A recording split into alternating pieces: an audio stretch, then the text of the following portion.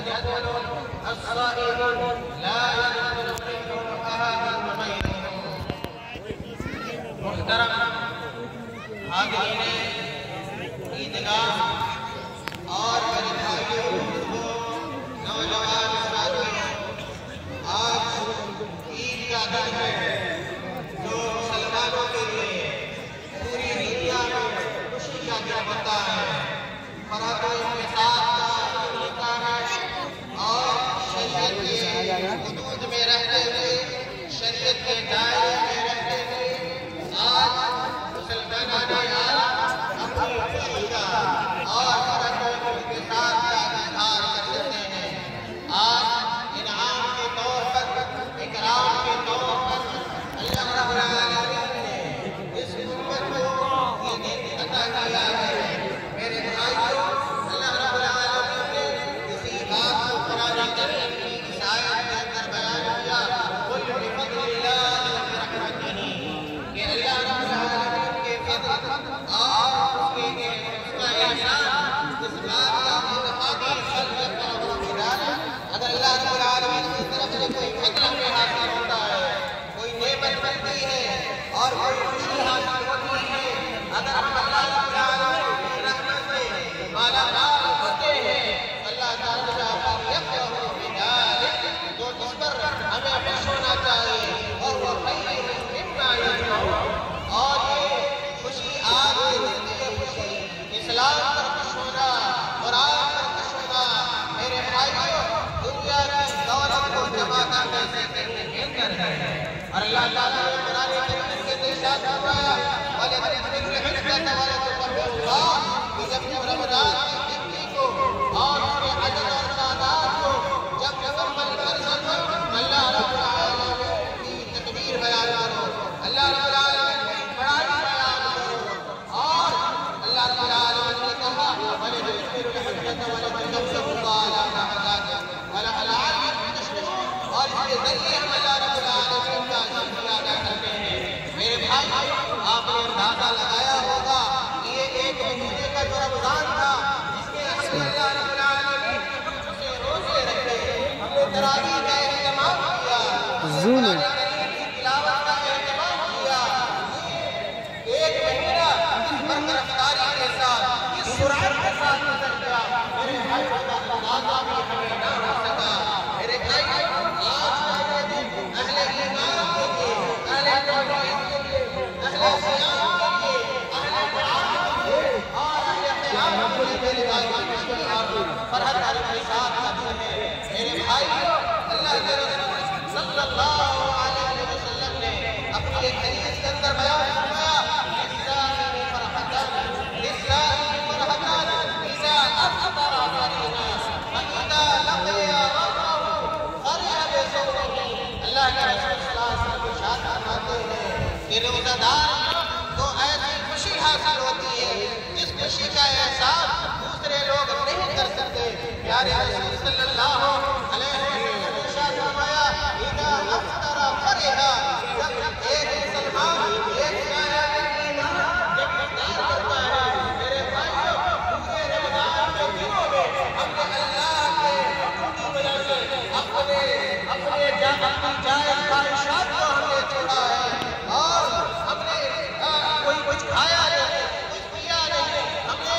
رمضان کے مہینے میں روزے کو نہیں توڑا، میرے بھائیوں۔ اور آج عید کا دن ہے، اللہ کے حکم سے آج ہم لوگوں نے روزہ نہیں رکھا ہے، تو جب ایک مسلمان، ایک صاحب ایمان جب افطار کرتا ہے یا عید کا دن آتا ہے، اس کو تو خوشی ہوتی ہے، میرے بھائی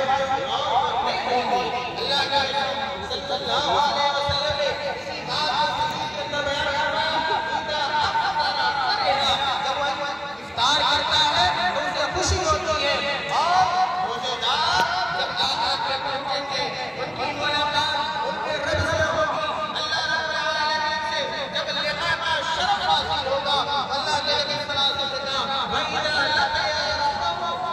جب اپنے رب سے ملے گا تو ایک روزہ دار آدمی خوش ہوگا۔ میرے بھائیوں، اللہ کے رسول صلی اللہ علیہ وسلم نے ارشاد فرمایا کہ الصیام القرآن یشفعان للعبد، یہ روزہ جس کو ہم